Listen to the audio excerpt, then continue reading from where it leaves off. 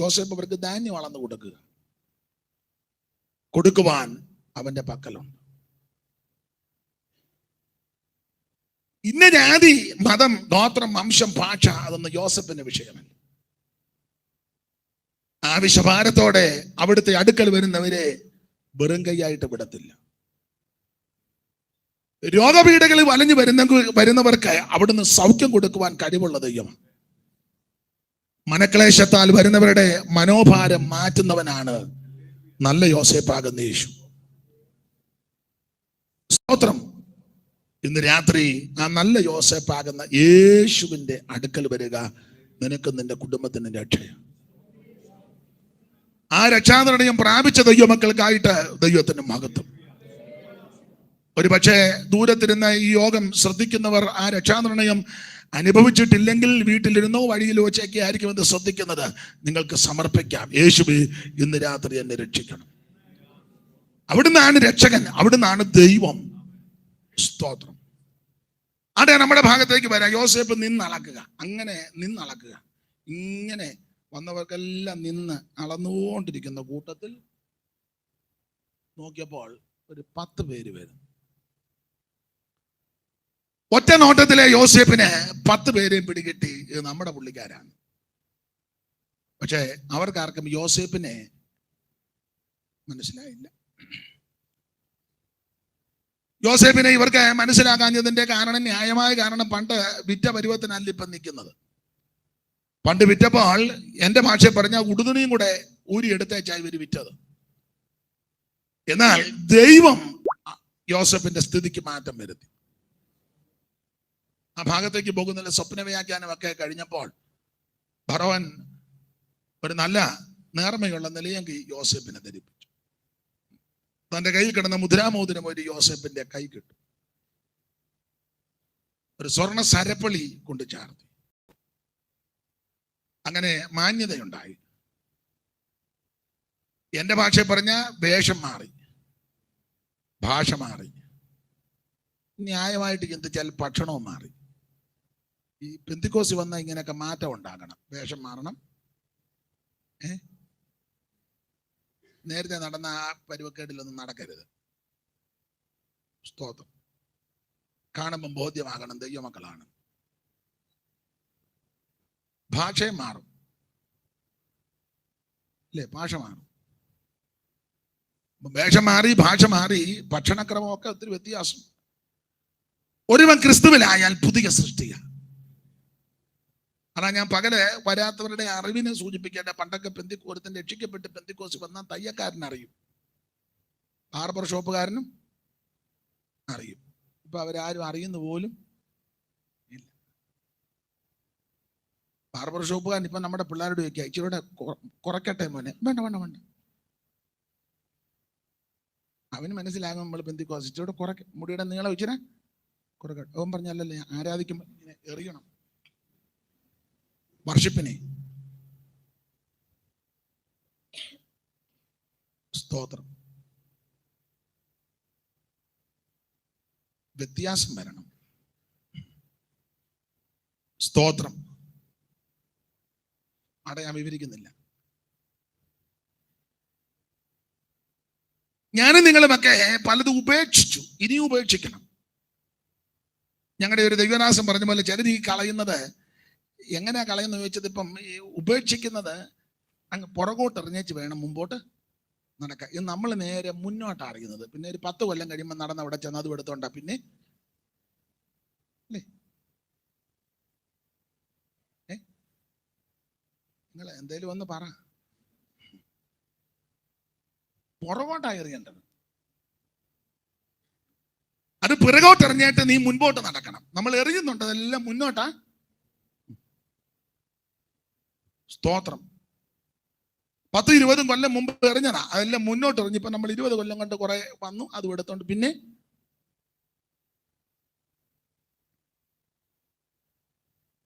പൗലോസ് കൊടുത്തിരിക്കുന്ന ഒരു പ്രയോഗമുണ്ട്. ഭക്തികേടും പ്രപഞ്ചമോഹങ്ങളും വർജിക്കണം. ഭക്തിക്ക് കോട്ടം വരുത്തുന്ന, ഭക്തിക്ക് കേടുണ്ടാക്കുന്ന, ഭക്തിക്ക് ഭംഗമുണ്ടാക്കുന്ന ഒന്നും പാടില്ല. വേണ്ടാന്ന് വെക്കണം.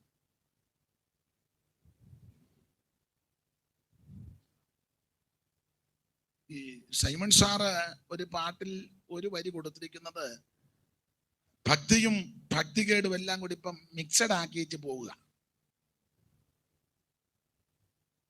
അദ്ദേഹം കൊടുത്തിരിക്കുന്ന പ്രയോഗം ഭക്തിയും വൻ ഭക്തികേടും ചേർത്തിളക്കി തരം പോലെ, ഭക്തിയും വൻ ഭക്തികേടും ചേർത്തിളക്കി തരം പോലെ, ചെപ്പടിക്കളി നടത്തും സഭ്യരല്ല കലന്മാരെ, കൊണ്ടുവാ കൊണ്ടുവാ നീ ഈ പാപികളെ, കൊണ്ടുവാ കൊണ്ടുവാ.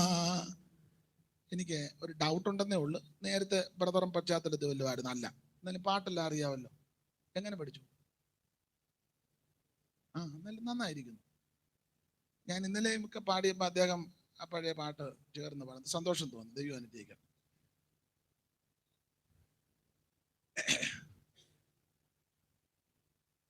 ഭക്തികേടും പ്രപഞ്ചമോഹങ്ങളും വർജിക്കണം. ഈ ലോകത്തിൽ സുബോധത്തോടെ ജീവിക്കണം. കർത്താവ് നമ്മളെ കുറിച്ച് ഉദ്ദേശിക്കുന്ന കാര്യങ്ങളാണ്. അതെ, ജ്യേഷ്ഠന്മാരെ ഒറ്റ നോട്ടത്തിൽ യോസേപ്പിന് പിടികിട്ടി. പക്ഷെ അവർക്ക് ആർക്കും യോസേപ്പിനെ പിടികിട്ടി. ഈ യോസേപ്പിനെ മനസ്സിലാകാഞ്ഞതിന്റെ കാരണം പണ്ട് വിറ്റ പരുവത്തിനല്ല ഇപ്പം നിൽക്കുന്നത്. വേഷം മാറി, ഭാഷ മാറി, ഭക്ഷണം മാറി, പ്രകൃതി മാറി, എല്ലാത്തിനും മാറ്റം വന്നു. പക്ഷെ ജ്യേഷ്ഠന്മാരെ യോസേപ്പിന് പെട്ടെന്ന് പിടികിട്ടി. കാരണം വലിയ വ്യത്യാസമൊന്നും ഇല്ല. കാരണം ഇപ്പോൾ ആ പഴയ പരുവക്കേടി തന്നെ നിൽക്കുന്നത്. പഴയ ചാക്കും തലയെക്കെട്ടും വടിയും ഇപ്പോഴും ഉണ്ട്. പെന്തിക്കോസ് വന്നിട്ട് നിന്റെ പഴയ ചാക്ക് കളഞ്ഞിട്ടില്ലല്ലോ. സ്വഭാവത്തിന് വലിയ വ്യത്യാസമൊന്നും വന്നിട്ടില്ല. അതുകൊണ്ട് യോസേപ്പിന് ഇവരെ പിടികിട്ടി. ഇവര് 10 പേര് അറിഞ്ഞെങ്കിലും അറിയാത്ത ഭാവത്ത് യോസേപ്പ് നിന്നു. ഇവര് 10 കൂടെ വന്ന് യോസേപ്പിനെ കണ്ട് പൊത്തോന്നങ്ങ് കവണ് വീണു. അപ്പൊ യോസേപ്പ് പറഞ്ഞ് എഴുന്നേറ്റാട്ട്. പറഞ്ഞില്ലെങ്കിൽ ഇവരുടെ ആഗ്രഹം ഇല്ല, കുറച്ചു നേരം ഇവിടെ കിടന്നേച്ച് എഴുന്നേക്കുള്ളൂ. അപ്പൊ യോസേപ്പ് ആ സ്വപ്ന പുറത്ത് തന്റെ കറ്റ എഴുന്നേറ്റ് നിൽക്കുകയും മറ്റു കറ്റകളെല്ലാം വന്ന് ഒടുവിൽ യോസേപ്പ് പറഞ്ഞ് എഴുന്നേറ്റാട്ട്. എഴുന്നേറ്റ് 10 ഇങ്ങനെ നിൽക്കുക. അപ്പൊ യോസേപ്പ് ചോദിച്ചു, നിങ്ങൾ എവിടുന്ന് വരുന്നു? ആരാ? ഏത് സ്ഥലക്കാരാ? നമ്മുടെ പഴയ പെന്തിക്കോസുകാരുടെ ശൈലി വെച്ച് സാക്ഷ്യം പറഞ്ഞു വരും. പഴയ ശൈലി ഇപ്പോഴത്തെ അല്ല. ദൈവനാമത്തിന്റെ മഹത്വം ഉണ്ടാകട്ടെ, ഹല്ലേലൂയ. ഞങ്ങളെല്ലാം കനാന്റെ പ്രദേശത്ത് നിന്ന് ഈ മിസ്രയീമിന്റെ പ്രദേശത്ത് വരുവാൻ തക്കവണ്ണം ഇടയായി. ഹല്ലേലൂയ. ഞങ്ങള് 12 മക്കളാണ്, ഒരു അപ്പന്റെ മക്കളാണ്. നന്ദിയോട് സ്തുതിക്കുന്നു. കൃപയാൽ ഞങ്ങളിപ്പോൾ 10 പേർക്ക് ഇവിടെ വരുവാൻ തക്കവണ്ണം ഇടയായി. 2 പേര് ഞങ്ങളുടെ കൂടെ ഇപ്പൊ ഇല്ല. ഒരാൾ ഞങ്ങളുടെ അച്ചായന്റെ അടുക്കൽ ആയിരിക്കുന്നു. നന്ദിയോട് സ്തോത്രം. ഒരുത്തൻ ഇപ്പൊ ഇല്ല. അത് ആരുടെ മുഖത്ത് നോക്കിയാ പറയുന്നത്? അവന് എൻ്റെ ഭാഷയെ പറഞ്ഞ കമ്പിപടി പോലെ നിൽക്കുക. അവന്റെ മുഖത്ത് നോക്കി യാതൊരു സങ്കോചവും കൂടാതെ ഇവന്മാര് പറയാ ഇപ്പൊ ഇല്ലെന്ന്. അന്നേരം യോസേപ്പിന്റെ ഉള്ളത്തിൽ എടാ, ഈ പട്ടിണി കൊണ്ട് അങ്ങേയറ്റം പറ്റിയിട്ട് ഇവന്മാർ ഇതുവരെ ക്ലിയർ ആയില്ലല്ലോ. ക്ലിയർ ആയില്ലല്ലോ.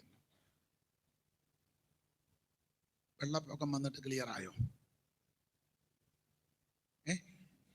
അന്നേരം 2-3 ആഴ്ച കണ്ട് വെപ്രാളും പരിവേശമായിട്ട് എല്ലാവരും അങ്ങോട്ടും ഇങ്ങോട്ടും ഓടിയെന്നല്ലാതെ ഇവിടെ അടുത്തല്ലേ ഉരുള് പൊട്ടിയത്. ഒരു ഏരിയ അല്ലേ, വൈദ്യുതിക്കടുത്തങ്ങാണ്ടല്ലേ, മേപ്പാടി. അന്നേരം എല്ലാവരും ദൈവമേ സ്തോത്ര യേശുവേ നന്ദി എന്നൊക്കെ പറഞ്ഞെന്നല്ലാതെ അത് കഴിഞ്ഞപ്പോ 2 കൊല്ലം തിമിർത്ത് കോവിഡിന്റെ രൂക്ഷത. എന്നിട്ടും ഗുണമായില്ലല്ലോ, ആകുന്നില്ല. കോവിഡ് അങ്ങോട്ട് തീർന്നുടനെ സഭയ്ക്കകത്ത് അടി. കോവിഡിന്റെ സമയത്ത് അടി നടന്ന സഭയുണ്ട്. പ്രശ്നമാണ്. കമ്മിറ്റി, സെക്രട്ടറി, ട്രഷറർ, എന്തോ മേളമാണ് നടക്കുന്നത്. അപ്പൊ യോസേപ്പ് ഇങ്ങനെ ചിന്തിച്ചു, ഇത് എത്രയോ പ്രശ്നങ്ങൾ വന്നിട്ട് ഇവന്മാർക്ക് യാതൊരു രൂപാന്തരം ഇതുവരെ വരാതിരുന്നത്. നമ്മുടെ കൂടെ പാർത്തവർ, നമുക്ക് പരിചിതരായ അനേകര് കടന്നുപോയി. സമപ്രായക്കാരും പ്രായം കുറഞ്ഞവരും ഒക്കെ കടന്നുപോയി.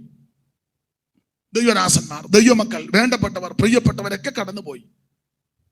നമ്മള് വിശുദ്ധരായതുകൊണ്ട് നമ്മളെ ഇവിടെ നിർത്തിയിരിക്കുന്നതല്ല, അവിടുത്തെ കരുണയാ. അപ്പൊ ഇതൊക്കെ ഓർത്ത് ഒന്നുകൂടെ യഥാസ്ഥാനപ്പെട്ട് അനുദപിച്ച് ദൈവമായിട്ട് നിരപ്പ് പ്രാപിച്ചു പോവുകയല്ലേ വേണ്ടത്. പിന്നെ പ്രശ്നങ്ങളല്ലേ. ഞങ്ങളുടെ നാട്ടിൽ ഒരു പഴയ പഴഞ്ചൊല്ലുണ്ട്, കക്കക്കെ മുടിയെ. നിങ്ങൾക്കും അറിയാം. കക്ക മുടിയ മുടിയ കാക്കുക എന്ന് പറഞ്ഞ മോഷ്ടിക്കും തോറും മുടിയും തോറും മോഷ്ടിക്കും. ഇതിനൊരു തത്തുല്യമായ ഒരു പ്രയോഗം ബൈബിളിലുണ്ട്, പാപത്തോട് പാപം കൂട്ടുന്നു. അതിനോട് കിടപിടിക്കുന്ന വേറൊരു പ്രയോഗം എബ്രാഹിമിനോട് ബന്ധപ്പെട്ട്, എബ്രാഹിം പാപപരിഹാരം വരുവാൻ യാഗപീഠമുണ്ടാക്കി, അത് പിന്നെയും പാപമായി. പാപപരിഹാരം വരുത്താൻ യാഗപീഠം പണിതു, അത് പിന്നെ പാപമാണ്. പാപത്തോട് പാപം കൂട്ടുക. ദൃഷ്ടാന്തമായിട്ടൊരു കാര്യം വേഗം പഠിച്ചാൽ, ഈ ലോത്തിന്റെ വീട്ടിൽ ദൂതന്മാര് വന്നു. രാത്രിയിൽ പട്ടണം മുഴുവൻ ലോത്തിന്റെ വീട് വളഞ്ഞു. അവിടെ കൊടുത്തിരിക്കുന്ന പ്രയോഗം ആബാലവൃദ്ധം, ബാലൻ മുതൽ വൃദ്ധൻ വരെ മുഴുവനും വന്നു വളഞ്ഞു. ലോത്ത് അവരുമായി സംഭാഷിച്ചു, സമ്മതിക്കുന്നില്ല. ഒടുവിൽ ഒരു ഉന്തും തള്ളും ആകത്തക്ക വിധത്തിൽ നീ പരദേശിയായിട്ട് വന്നിട്ട് പറഞ്ഞ് ന്യായം പറയാൻ വരുന്നു.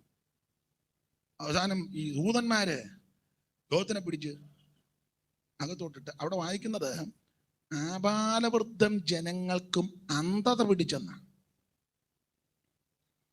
മുഴുവൻ പേർക്കും. ഒരു വീട്ടിൽ നിന്ന് അപ്പനും വല്യപ്പനും മോനും വന്ന് കാണാൻ സാധ്യതയുണ്ട്. ആബാലവൃദ്ധം വന്നല്ലേ,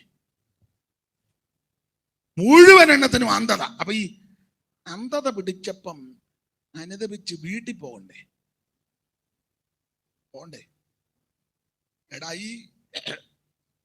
ഈ പാപം ചെയ്യുവാൻ ദൈവവചനത്തെ നിരക്കാത്ത ഈ പ്രവൃത്തിയിൽ വ്യാപൃതരാകാൻ വന്ന നമുക്ക് ദൈവത്തിന്റെ ശിക്ഷയാണ്, ദൈവം തന്ന ശാസന ശിക്ഷയാണ്. കണ്ണ് കാണാൻ പാടില്ല, അന്ധതയാ. നവാ വീട്ടിൽ പോകാം പല ജാതി എന്ന് പറഞ്ഞ് വീട്ടിൽ പോകുകയല്ലേ വേണ്ടത്, അല്ലേ? അവിടെ അങ്ങനല്ലേ ഇരിക്കുന്നത്. പിന്നെ അവര് വാതിൽ തപ്പി നടക്കുക അകത്തോട്ട് കയറാൻ. അങ്ങനെ അവിടെ എഴുതിയേക്ക്. നിങ്ങൾ ആ വാക്യം എടുത്ത്, ഞാൻ റെഫറൻസ് അങ്ങ് മറന്നു, എടുത്തവരൊന്ന് വായിച്ചേ. ആരെങ്കിലും ഒന്ന് വായിച്ചതാ? അല്ലല്ല, അത് മൊത്തം ഒന്നും വായിക്കണ്ട. വാതുക്കൽ ഉണ്ടായിരുന്ന ജനത്തിന് ആബാലവൃദ്ധം അന്ധത പിടിച്ചു. അത് ആ പദം ഒന്ന് വായിച്ചേ. ആ പദം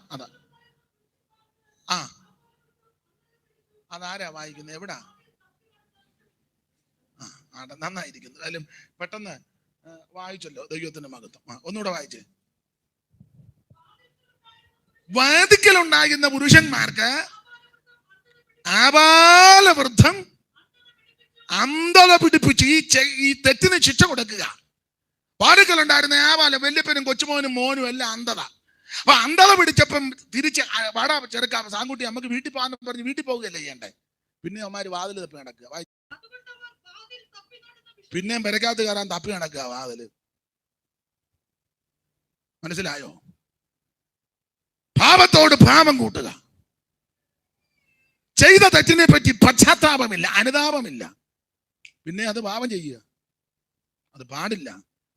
ജീവിതത്തിൽ പ്രശ്നങ്ങൾ വരുമ്പോൾ, വൈതരണികൾ വരുമ്പോൾ അനുദപിച്ച് ഏറ്റുപറഞ്ഞ് ഉപേക്ഷിച്ച് ജീവിതത്തെ ക്രമീകരിച്ച് കർത്താവിന്റെ വരവിന് വേണ്ടി ഒരുങ്ങണം. സ്തോത്രം, സ്തോത്രം.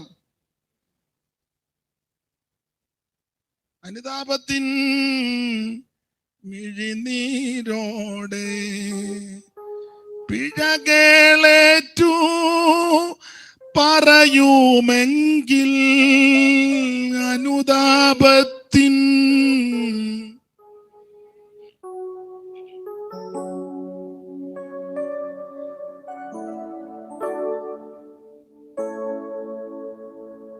അറിയാവുന്നവരൊന്ന് എടുത്ത് പാടും.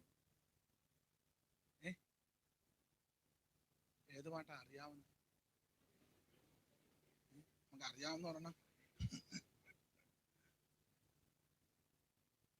അനുതാപത്തിൻ മിഴിനീരോടെ പിഴകളേറ്റു പറയുമെങ്കിൽ കരുണയുള്ള യേശുനാഥൻ ക്ഷമയാരുളും നിശ്ചയമായി കരുണയുള്ള യേശുനാഥൻ ക്ഷമയാരുളും നിശ്ചയമായി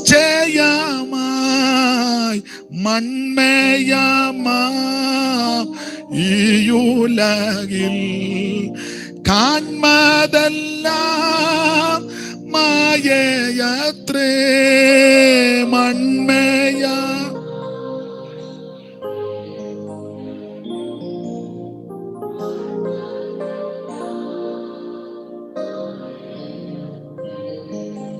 മണ്ണിൽ നിന്റെ ജീവകാലം ക്ഷണികമാണം നോർക്കുക നീ. മണ്ണിൽ നിന്റെ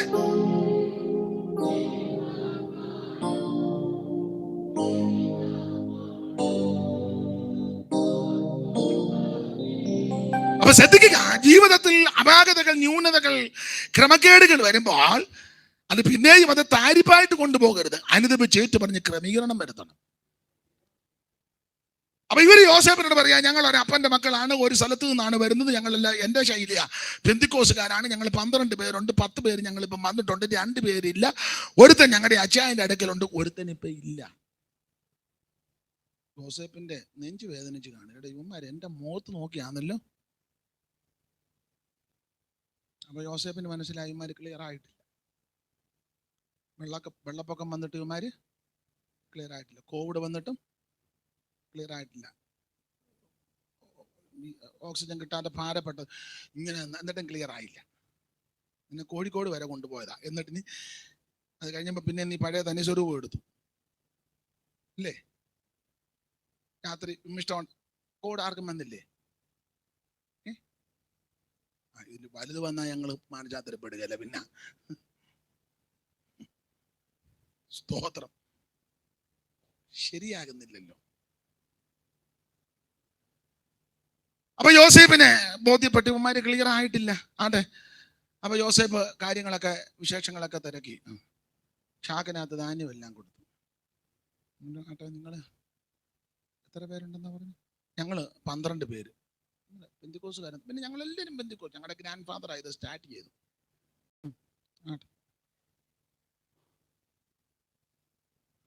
നിങ്ങള് മൊത്തം 12. ഇപ്പൊ നിങ്ങൾ എത്ര പേര്? 10. 2 പേര്. ഒരാൾ വീട്ടിൽ, ഒരാൾ പുള്ളി സുവിശേഷ വേലയ്ക്ക് പോയത് എവിടാണെന്ന്. അപ്പം യോസേപ്പ് ഒരു കാര്യം ചെയ്യ, ഒരാള് അപ്പച്ചൻ്റെ അതുവരെ ശിമയോൻ ഇവിടെ നിൽക്കട്ടെ. ശിമയോൻ ഇവിടെ, അവിടെ ഒരു മറവുണ്ട്. അവര് നോക്കി നിൽക്കുക. യോസേപ്പ് ശിമയോനെ പിടിച്ച് ബന്ധിച്ചു. അങ്ങനെ അടിച്ചേക്കുന്നത്. അവർ കാണുക അവൻ ശിമയോനെ ബന്ധിച്ചു. ഈ പെന്തിക്കോസ് ശൈലി പറഞ്ഞാൽ ഇപ്പോൾ കുടുംബത്തിൽ എന്തോ സംഭവിച്ചു. ഉറക്കെ പറ. ബന്ധനം. ബന്ധനം പെന്തിക്കോസുകാർക്കെല്ലാം ഉള്ളൊരു നല്ല പ്രയോഗമാണ് ബന്ധനം. പ്രവാചകന്മാര് വന്നാൽ പിന്നെ ബന്ധനം. പ്രവാചകന്മാരും കുറവല്ല, അവർക്ക് ആ കൂടുതൽ ബന്ധനം. പണ്ട് സ്കൂളിൽ ഏത് ക്ലാസ്സിലാന്നോ ഓർക്കത്തില്ല, 2ലാന്നോ 1ലാന്നോ നിങ്ങളും പഠിച്ചതാ, ഒരു പ്രയോഗമുണ്ട്. ബന്ധുരകാഞ്ചന കൂട്ടിലാണെങ്കിലും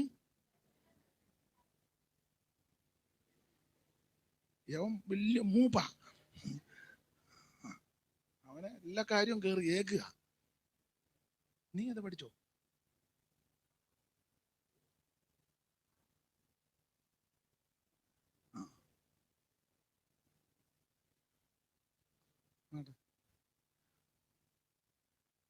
മുഴുവൻ ബന്ധനമാണ്.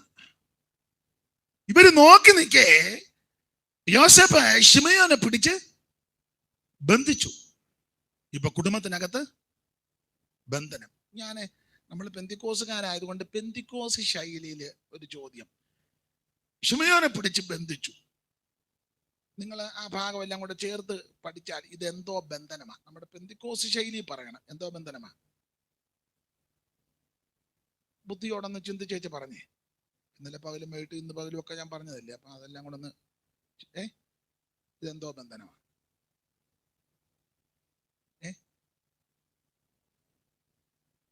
ആരാ ബന്ധിച്ചേ? ആരാ ബന്ധിച്ചേ? ഉറക്കെ പറ. യോസേഫ് ആരെ ബന്ധിച്ചു? ഷിമിയോനെ. അപ്പോൾ ഷിമിയോനെ യോസേഫ് ബന്ധിച്ചു. അപ്പൊ ഇതെന്തോ ബന്ധനമാ?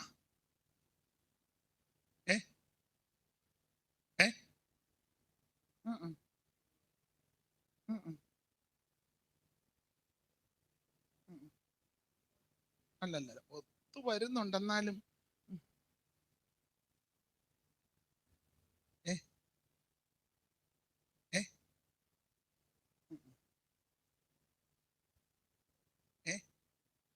അല്ലല്ല, ഞാൻ എൻ്റെ നല്ല ഒരു പ്രയോഗം പറയാം.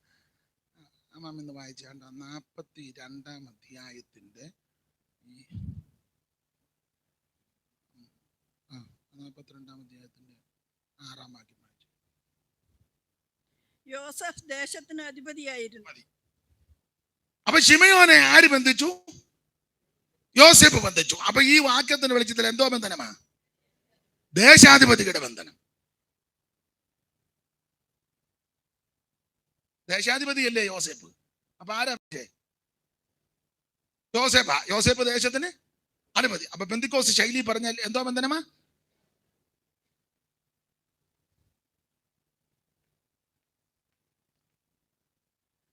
എന്നോട് ഒരിക്കൽ ഒരു സഹോദരൻ പറഞ്ഞു, ഈ പെന്തിക്കോസുകാർക്കാണ് കൂടുതൽ ബന്ധനങ്ങൾ. കൂടുതൽ ആ പ്രയോഗം കൂടുതൽ നമ്മളാ ഉപയോഗിക്കുന്നത്. നോക്കുന്നിടത്തെല്ലാം അങ്ങ് ബന്ധനമാണ്.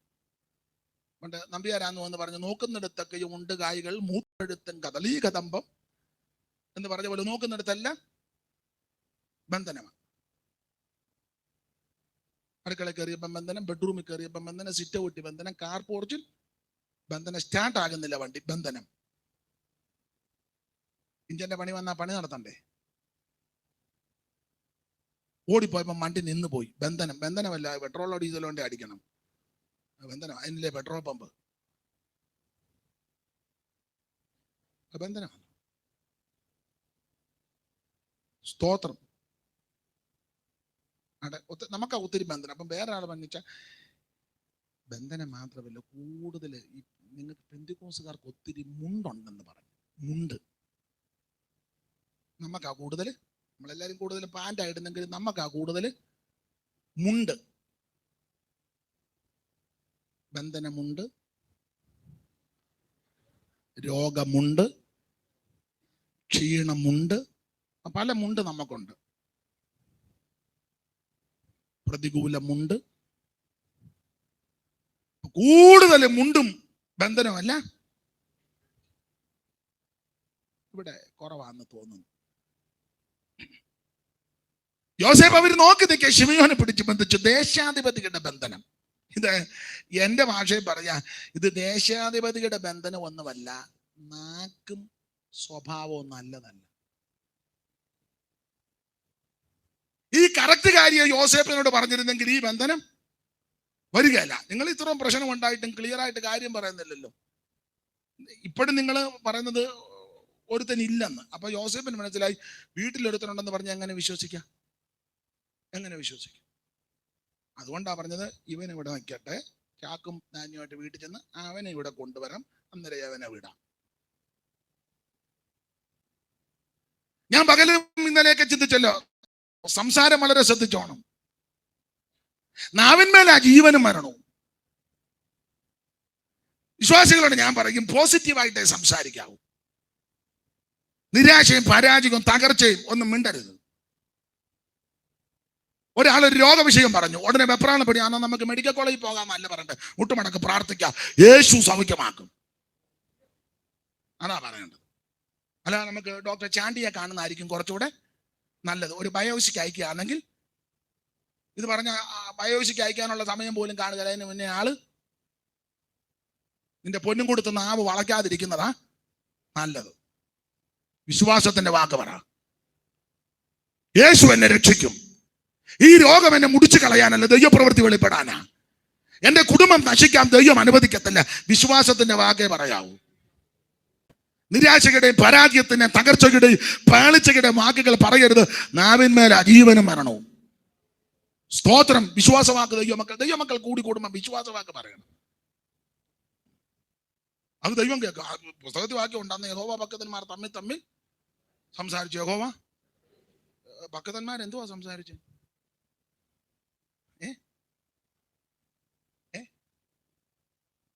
ഭക്തന്മാരെന്തുവാ സംസാരിച്ച്? ഗുണം വരുന്ന കേസൊന്നും അല്ല. നമ്മൾ പറയും യഹോവ ഭക്തന്മാർ തമ്മിൽ സംസാരിച്ച. അവിടെ എഴുതിയിട്ടുണ്ട്. എല്ലാം പരാജയം അവിടെ പറഞ്ഞത്. വായിച്ച മലാക്കി 3:13 മുതലല്ലേ വായി.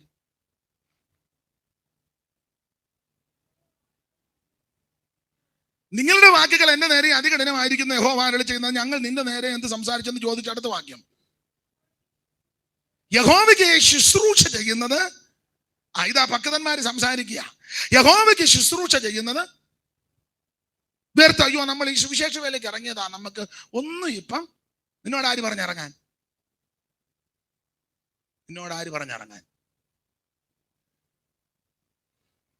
നമ്മൾ ഈ കർത്താവിന്റെ വേലയായി പോയതാ, നമുക്ക് ആര് പറഞ്ഞിറങ്ങാൻ?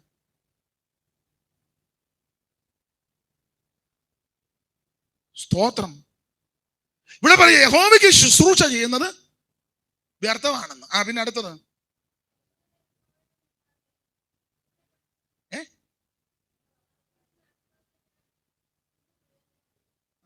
കണ്ണാടി ഉണ്ട് എന്നാലും കുഴപ്പമില്ല, എന്നാലും വായിച്ചോ. യഹോവയ്ക്ക് ശുശ്രൂഷ ചെയ്യുന്നത് വ്യർത്ഥം. ഞങ്ങൾ നിന്റെ മുമ്പാകെ കറുപ്പെടുത്ത് നടന്നതിനാലും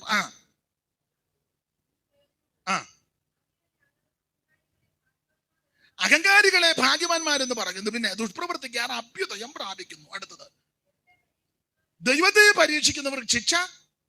അടുത്തത് ഇതൊക്കെയാ ഭക്തന്മാരെന്ന് പറഞ്ഞ, അല്ല ഗുണം വരുന്ന കാര്യമൊന്നും അല്ല പറഞ്ഞു. നമ്മൾ സുവിശേഷ വേലയായപ്പോ അതുകൊണ്ട് നമുക്കൊന്നും പറ്റുന്നില്ല. നമ്മളിങ്ങനെ ഇപ്പോൾ ഉപവാസവും പ്രാർത്ഥന. എന്നാ ചെയ്യാൻ?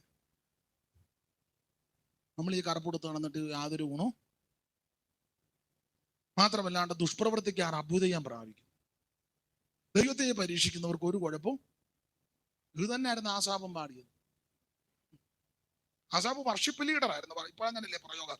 ഇപ്പോൾ വർഷിപ്പ് ലീഡർ ബ്ലെസ്സൻ മുൻപോട്ട് വന്ന് നിങ്ങൾക്കായിട്ട്, നമുക്കായിട്ടൊന്നും പാടണ്ട, നീ ദൈവത്തിന് പാടിയാൽ മതി. ബ്ലെസ്സൻ ഇപ്പോൾ വന്ന് നിങ്ങൾക്കായിട്ട്, നമുക്കെന്തിനാ പാട്ട് ദൈവത്തിനാ പാടുന്നത്. ഞാൻ എൻ്റെ പ്രിയതമന് അവന്റെ മുന്തിരിത്തോട്ടത്തെ കുറിച്ച് എൻ്റെ പ്രിയന്റെ പാട്ട് പാടുന്നത് കർത്താവിന്. സ്തോത്രം. ആസാഫ് ലീഡറായിരുന്നു ഗായക സംഘത്തിന്റെ. കാരണം അങ്ങനെ ദിനവൃത്താന്ത പുസ്തകത്തിൽ വായിക്കുക. ആസാഫ് തലവൻ.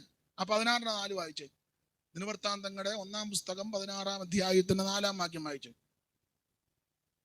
ലേവി ഗോത്രത്തിൽ കോരയ്ക്ക കുലത്തിൽ ബേരയ്ക്കാവിന്റെ മകനായിരുന്നു ആസാഫ്. ആസാഫ് സംഗീതത്തിന്റെ തലവൻ എന്ന് 16:4 വായിച്ചു.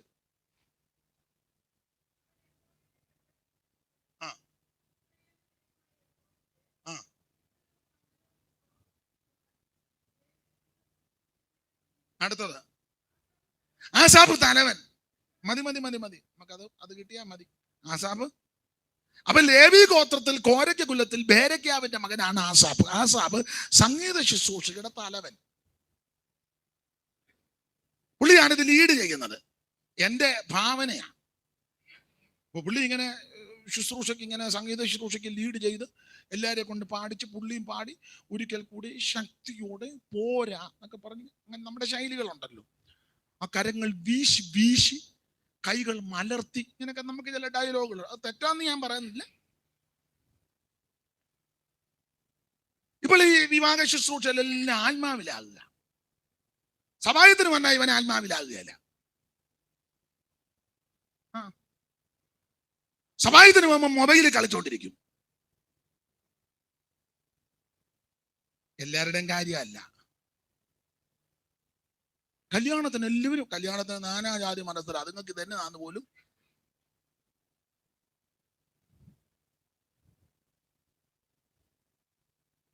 സ്തോത്രം. അതെ. അപ്പൊ ഈ പാട്ടുമൊക്കെ പാടി ട്യൂണുമൊക്കെ ചെയ്ത് പാട്ടുമൊക്കെ പാടി തലവനല്ലേ ഇതെല്ലാം പാടി പുള്ളിയുടെ എൻ്റെ ആ ശൈലി ചിലപ്പം പ്രയോഗശൈലി തെറ്റായിരിക്കും. പുള്ളിയുടെ ശുശ്രൂഷയുടെ ആ വർഷിപ്പിന്റെ സമയം കഴിഞ്ഞു. പിന്നെ അടുത്ത വേറെ ശുശ്രൂഷ വർഷിപ്പ് കഴിഞ്ഞപ്പോൾ പുള്ളി ആ പുൾപിറ്റിന്റെ അവിടെ ഇപ്പൊ ഇതാന്ന് അവിടെ നിന്ന് ഇങ്ങോട്ട് പുള്ളി ഇറങ്ങി. പുള്ളി ഇങ്ങനെ ഇറങ്ങിയിട്ട് ജനത്തെ കൊണ്ട് പാടിച്ച് പുള്ളിയും പാടി ആരാധിച്ച് പുള്ളി ആരാധിച്ച് ജനത്തെ ആരാധിപ്പിച്ചു. ഒരു ഇപ്പോഴത്തെ ചില പാട്ടുകാരുടെയൊക്കെ ചില ശൈലിയുണ്ട്. ഒരു പ്രത്യേക തലത്തിൽ ഒരു പ്രത്യേക മണ്ഡലം. എന്നാളൊരാളെ പറഞ്ഞു എന്തെന്നില്ലാത്തൊരു സാന്നിധ്യം. അത് എനിക്കറിയത്തില്ല എന്നാന്ന്. എന്തെന്നില്ലാത്ത അപ്പൊ ഈ സാന്നിധ്യത്തിലൊക്കെ ജനത്തെ ഇങ്ങനെ ആക്കിച്ച് പുള്ളി ഇത് കഴിഞ്ഞ പുള്ളിയുടെ പ്രോഗ്രാം കഴിഞ്ഞ് പുള്ളി ചിന്തിച്ചു വരിക. ദുഷ്ടന്മാരുടെ സൗഖ്യം കണ്ടിട്ട് അഹങ്കാരികളോട് പുള്ളി ചിന്തിച്ചു വരും. പാട്ട് കഴിഞ്ഞാച്ചാ ചിന്തിച്ചു പോകും. അവർക്ക് വേദന, അവരുടെ ദേഹം എല്ലാം തടിച്ച് അവർ മറ്റു മർത്യരെ പോലെ ഞാൻ ഉഷസ് തോറും അവരുടെ കണ്ണ് പുഷ്ടിക്കൊണ്ട് പുള്ളി ആരാധന കഴിഞ്ഞ് ചിന്തിച്ച് വരുക. ചിന്തിച്ച് പുള്ളി അവസാനം അബദ്ധം കയറി ചിന്തിച്ച് പറഞ്ഞു, ഓ ഞാൻ കുറ്റമില്ലായ്മ എൻ്റെ കൈ കഴുകിയത് പെന്തിക്കോസ് വരേണ്ട ഒരു കാര്യം പള്ളിക്കാർ പറഞ്ഞത് ആ വീടും വെച്ച് തരാം, തയ്യൽ മെഷീനും വെച്ച് തരാം, ബാത്റൂമും പണിത് തരാമെന്ന്. ഞാൻ അന്നേരം അവറാച്ചാൻ വന്ന് പറഞ്ഞു അതൊന്നും ശരിയാകല്ലേ, ശാശ്വതമല്ല മേരി എന്ന് പറഞ്ഞാൽ ഞാൻ ഇയാടെ പുറകെ കുറ്റമില്ലായ്മ എൻ്റെ കൈ കഴുകിയത്. ചിന്തിക്കുക, ഇതെല്ലാം ചിന്തിച്ചായി വരുന്നു. പുഷ്ടിയാലുന്തിന കൺകളില്ലേ അവർ ഇഷ്ടമെല്ലാം സാധിച്ചിടുന്നില്ലേ. പുഷ്ടിയാലുന്തിന കൺകളില്ലേ അവർ ഇഷ്ടമെല്ലാം സാധിച്ചിടുന്നില്ലേ. ഞാനോ കുറ്റമില്ലായ്മയിൽ എൻ്റെ കൈകളെ കഴുകിയതു വ്യർത്ഥം, തീരെ വ്യർത്ഥം. ഞാനോ കുറ്റമില്ലായ്മയിൽ എൻ്റെ കൈകളെ കഴുകിയതു വ്യർത്ഥം, തീരെ വ്യർത്ഥം. എനിക്ക് വലിയ ട്യൂണും സ്വരമാതിരിയും ഇല്ലെങ്കിൽ അവിടെ പാട്ടൊക്കെ പാടും, പഴയ പാട്ടാ പാടുന്നത്. അപ്പം കൂടെ ഒരു സഹോദരനുണ്ട് മൃദംഗമൊക്കെ വായിക്കുന്നത്, ഹാർമോണിയം വായിക്കുന്ന ഒരു നിങ്ങൾ ചിലർ കണ്ട് കാണുമായിരിക്കും ഉണ്ട്. അവർക്ക് രണ്ടുപേർക്കും വേറെ ശുശ്രൂഷയ്ക്ക് പോകേണ്ടത് കൊണ്ടാണ് വരാഞ്ഞത്, അല്ലെങ്കിൽ അവരോട് കാണേണ്ടതായിരുന്നു. എന്നാലും ഞാൻ പാടുന്ന പാട്ടിന് ഇതത്ര പോരാ, അത് കുഴപ്പമെന്നല്ല. അപ്പൊ ഇതുള്ളത് കൊണ്ടാണ് ഞാൻ തുടക്കത്തിൽ ഇന്നലൊക്കെ ഇതിന് പറ്റിയ പാട്ട് പാടിയത്. മര പറഞ്ഞാന്നല്ലോ കൊടിയിടുന്നേ. പിരിയനാഞ്ഞിലി കൊടിയിട്ട് കഴിഞ്ഞാൽ താഴെ നിന്ന് മുളക് കിടക്കുന്ന കാണാന്നല്ലാതെ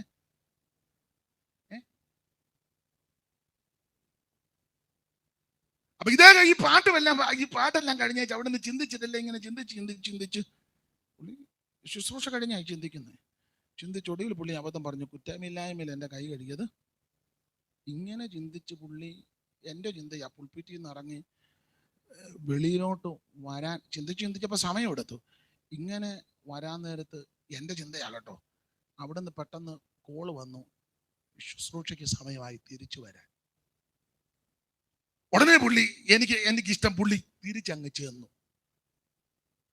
അതാ വായിക്കുന്നത്. ഒടുവിൽ ഞാൻ ദൈവാലയത്തിൽ അപ്പൊ ഈ ആവശ്യമില്ലാത്തെല്ലാം ചിന്തിച്ചങ്ങ് വാതൊക്കെ ചെന്നപ്പോ അവിടെ നിന്ന് കോള് വന്ന് ഒരു പാട്ടുകൂടെ പാടാൻ ഒന്നേ പുള്ളി റിട്ടേൺ. ഒടുവിൽ ഞാൻ ദൈവാലയത്തിൽ വന്നു. ഞാൻ മുമ്പേ പറഞ്ഞ കക്ഷികളുടെ അന്തം എന്താകുമെന്ന് ചിന്തിച്ചു, അല്ലെ ദൈവത്തോട് ചോദിച്ചു. അപ്പൊ ദൈവം പറഞ്ഞു, ആസാബേ നീ എന്നെ ഈ അബദ്ധമെല്ലാം പറഞ്ഞത് നിശ്ചയമായിട്ട് ഞാൻ അവരെ വഴിവെടിപ്പ് നിർത്തിയിരിക്കുക. ഉടനെ പുള്ളി പിന്നെ ബലപ്പെട്ടിട്ട് പറഞ്ഞു, അയ്യോ എങ്കിലും നീ എന്റെ വലങ്കയ്ക്ക് പിടിക്കും, നിന്റെ ആലോചനയാൽ എന്നെ നടത്തും, പിന്നത്തേതിൽ എന്നെ മഹത്വത്തിലെത്തിക്കും. മനുഷ്യർക്ക് ചിന്തയൊക്കെ വരും, മനുഷ്യനല്ലേ ചിന്തിക്കുകയല്ലേ? ചിന്തിക്കും.